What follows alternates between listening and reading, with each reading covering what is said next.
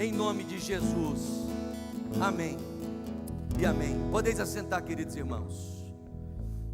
Eu quero convidar os queridos irmãos a abrirem a palavra de Deus no Evangelho de Jesus, escrito por Lucas, no capítulo de número 7. Lucas capítulo 7. Nós leremos a partir do versículo 1 e iremos até o verso de número 9. Lucas capítulo de número 7. Do verso 1 ao verso de número 9. A nossa palavra nessa manhã é falar sobre uma fé admirável, nessa história que envolve o centurião, que nos faz prestar atenção na autoridade do nome e da pessoa de Jesus. Então, Lucas capítulo de número 7, verso 1, diz assim a palavra de Deus: Quando Jesus terminou de dizer tudo isso à multidão, entrou em Cafarnaum. Naquela ocasião, um escravo muito estimado de um oficial romano estava enfermo à beira da morte.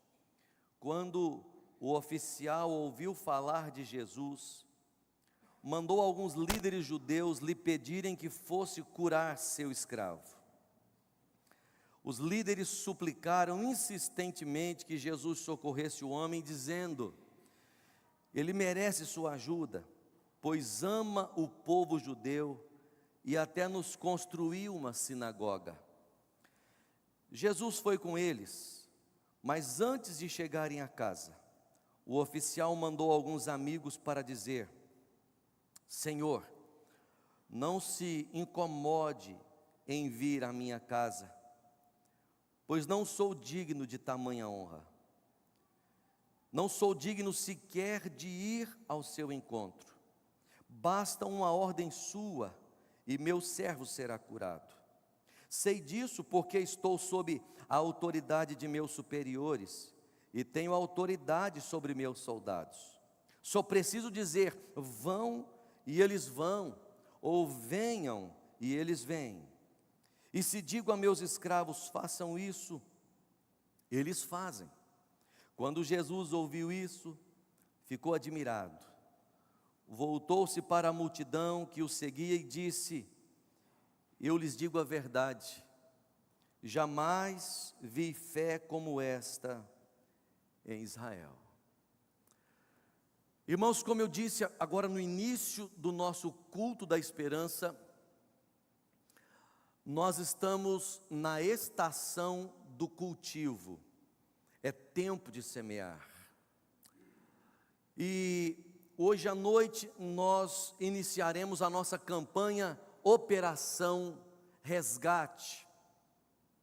Operação Resgate, porque nós queremos resgatar a nossa espiritualidade, porque nós queremos resgatar crianças, adolescentes, jovens, adultos para o Senhor. Nós queremos resgatar a alegria da salvação. Nós queremos praticar atos de bondade na nossa cidade.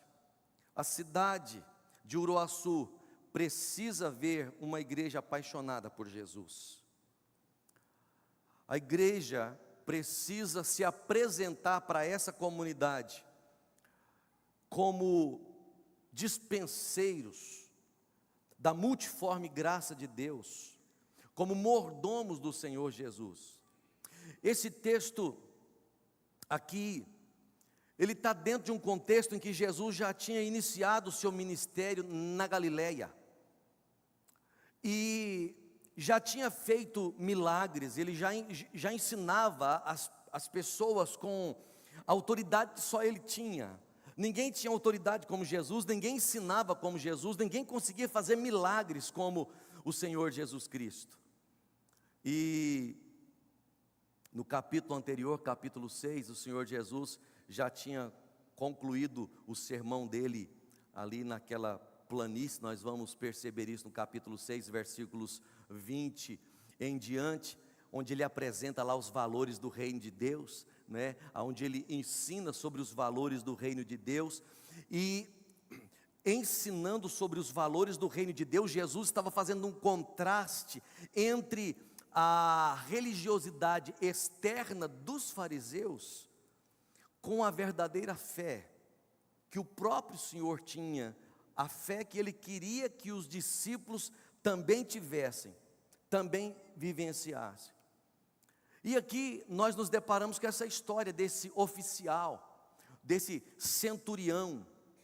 Aqui a história ocorre em Cafarnaum, uma cidade muito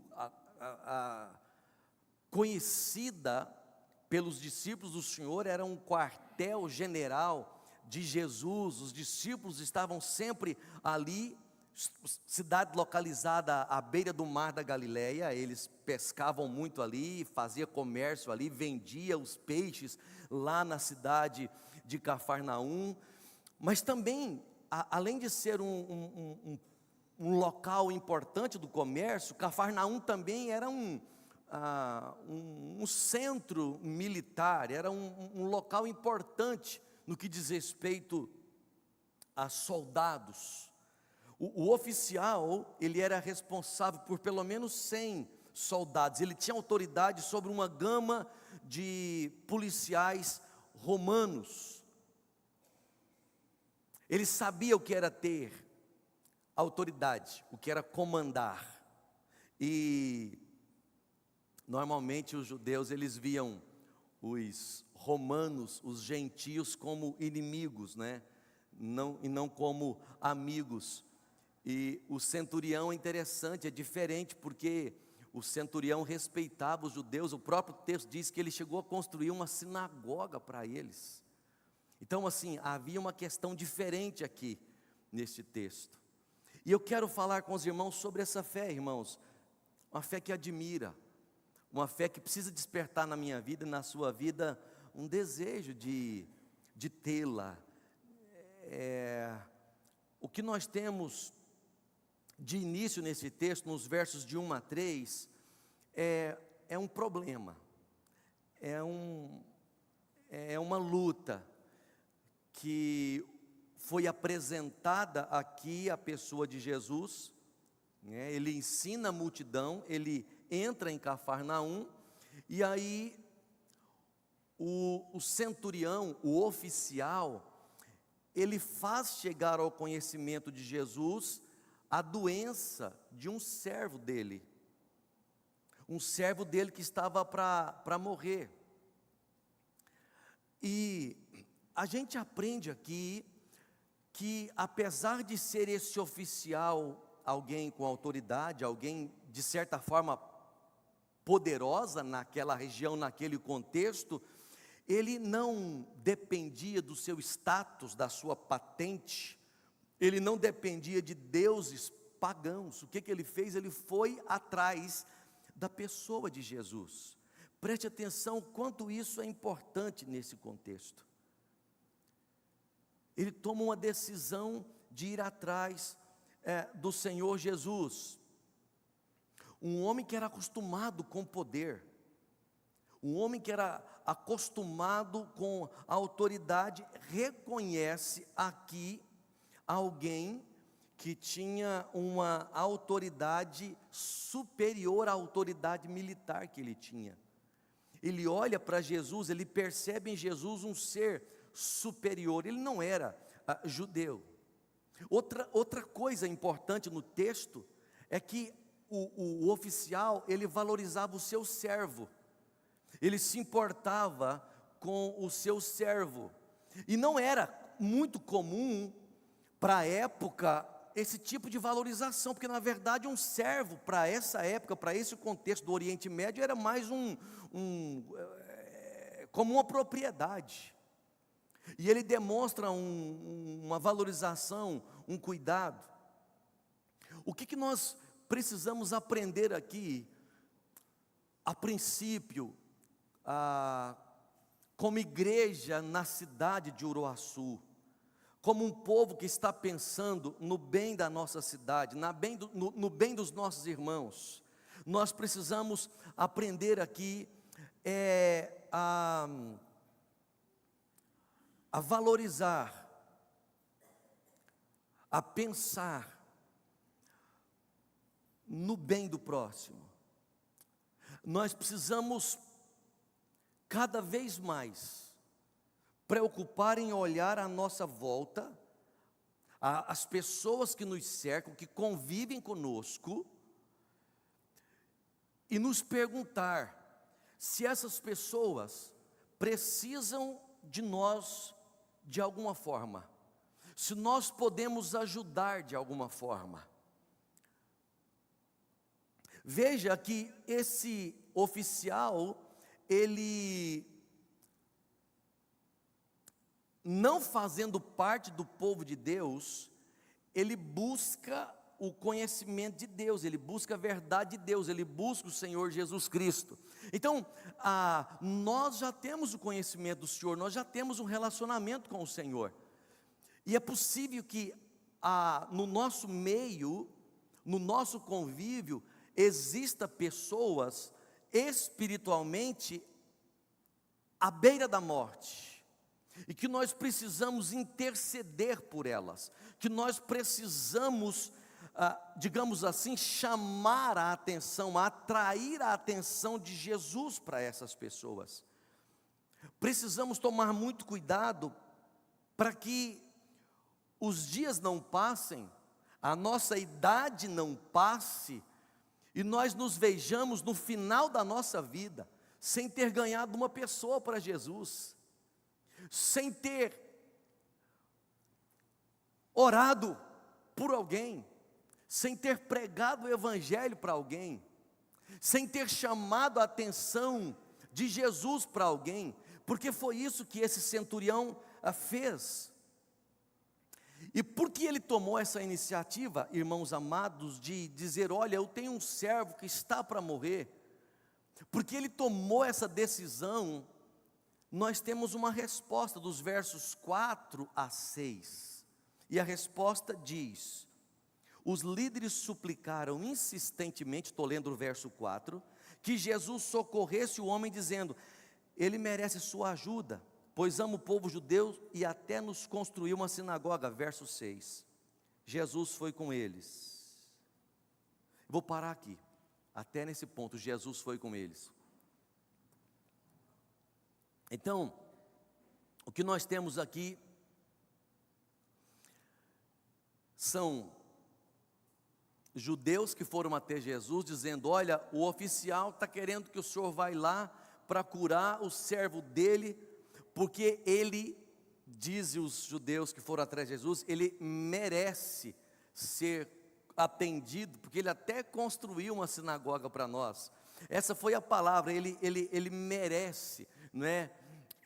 Aqui a gente entra naquela realidade de muitos religiosos, que é a ideia do merecimento, né?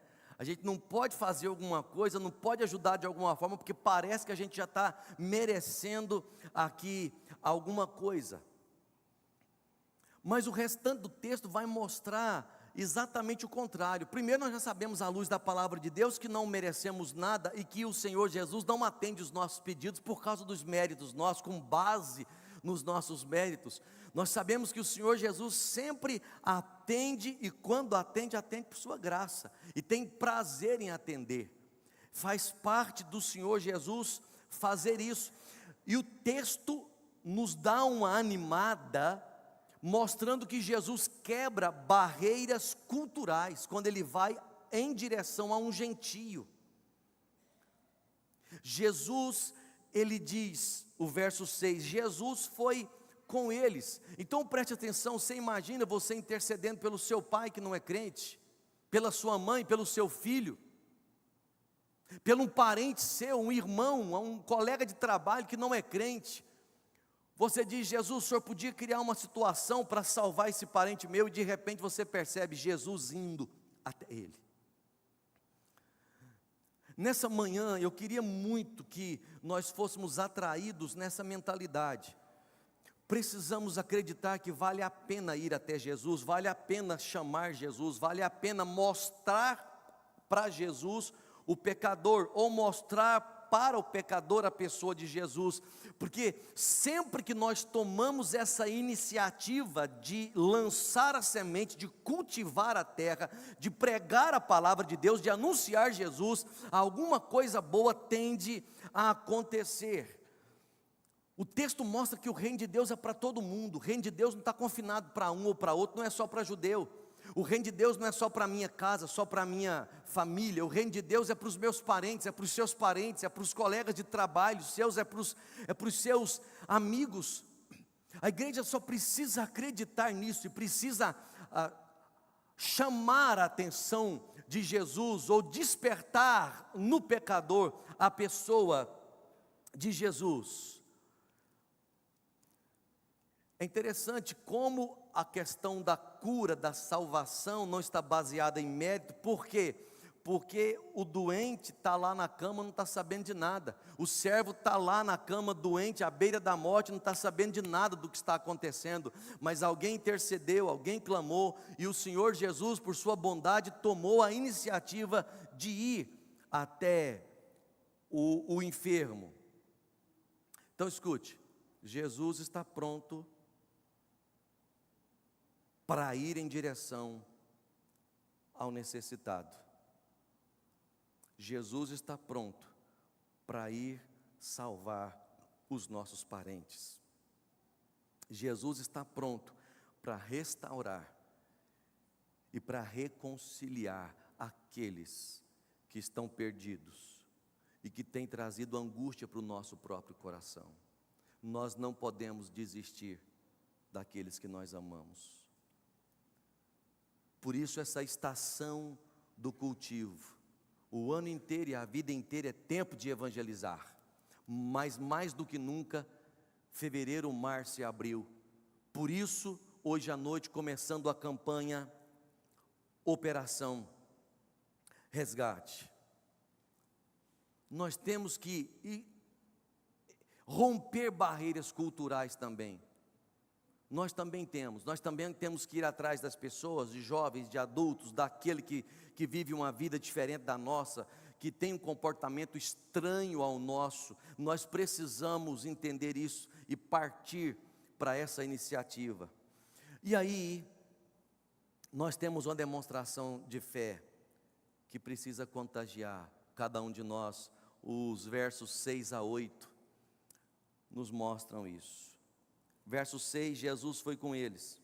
Mas antes de chegarem a casa, o oficial mandou alguns amigos para dizer: Senhor, não se incomode em vir à minha casa, pois não sou digno de tamanha honra.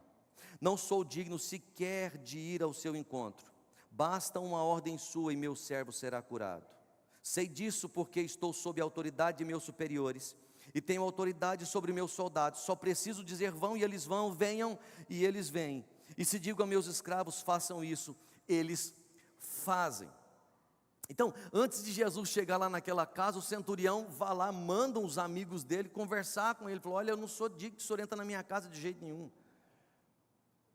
Eu não sou digno que o senhor se aproxime da minha casa. Eu creio que se o senhor vier, se o senhor chegar com uma palavra, meu servo vai ser curado. Basta uma ordem tua, basta uma palavra do Senhor. O que o texto nos ensina é o entendimento que o centurião tem da autoridade de Jesus, irmãos. Se nós entendermos a autoridade de Jesus lá no âmago da nossa alma, se nós entendermos que se Jesus der uma palavra de ordem, não existe absolutamente nada impossível, nem para a cura física e nem para a salvação de um pecador. Nós seríamos mais ousados e precisamos ser mais ousados em nome de Jesus. Precisamos ser mais ousados. Nós estamos vivendo um tempo maravilhoso, irmãos. Um tempo maravilhoso. Essa igreja está vivendo um tempo maravilhoso. Estive em Rio Verde agora, esse final de semana, ministrando um treinamento sobre grupos pequenos, para implantação de grupos. Uma igreja linda lá, uma igreja maravilhosa, uma estrutura muito boa. E quando eu apenas relatei aquilo que nós estudamos e aquilo que nós fazemos aqui, eles ficaram maravilhados com o que nós estamos vivendo. Maravilhados com o que nós estamos vivendo. São 10 igrejas presbiterianas em Rio Verde, 250 mil habitantes. 10 igrejas. E numericamente nenhuma delas maior do que a Pipo. E nós, obviamente, temos um descontentamento santo. E eu quero aguçar isso no nosso coração, que sejamos nós descontentes santamente, no sentido de não nos acomodarmos, porque há muita coisa para a gente fazer, muita coisa para a gente melhorar, para a gente corrigir, e a fé desse centurião, desse oficial, precisa incomodar a gente. Sabe por quê, queridos? Porque essa fé, eu vou usar uma palavra com todo temor e cuidado nela, mas essa foi uma fé que impressionou Jesus. Essa foi uma fé que Jesus ficou admirado com ela. Por quê? Porque o oficial manda os amigos até Jesus, dizendo assim: Senhor, o senhor não precisa vir, aliás, o senhor nem deve vir na minha casa, eu não sou digno de tamanha honra. Olha a reverência ao nome, à pessoa de Jesus. Ele era a autoridade romana, mas ele diz: o senhor não pode vir na minha casa. A autoridade que o senhor tem, e eu sei o que é ter autoridade. Primeiro, porque eu estou debaixo de autoridade. Segundo, porque eu sou autoridade.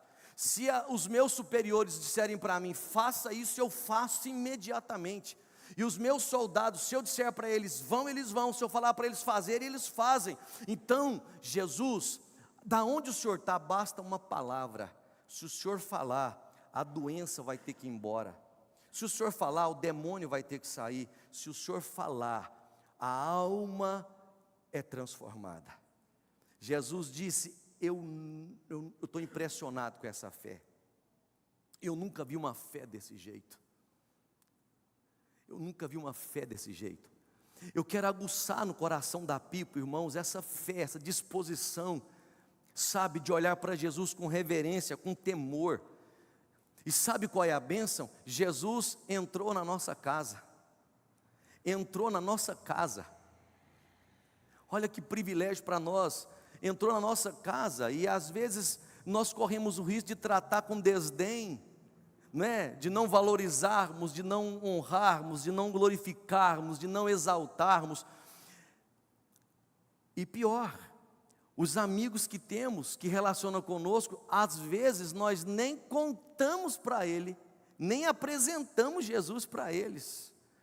O desafio dessa manhã é que essa fé nos contagie, para que a gente não deixe de falar de Jesus, para que a gente não se acostume. Imagine se você soubesse que um parente seu, que um filho seu, com a mãe, ou o pai, um irmão, alguém que é parente, um amigo próximo seu, ele não vai viver mais do que hoje, e ele não conhece a Jesus, ele não vai viver mais do que hoje. O que você faria? Será que você seria um pouco mais ousado? Eu preciso falar de Jesus para essa pessoa, ela não pode morrer sem conhecer Jesus. Será que você não ia falar para ele: olha, pare com tudo, por favor, você precisa entregar a sua vida a Jesus, você não pode morrer sem Jesus? Ou nós deixaríamos passar?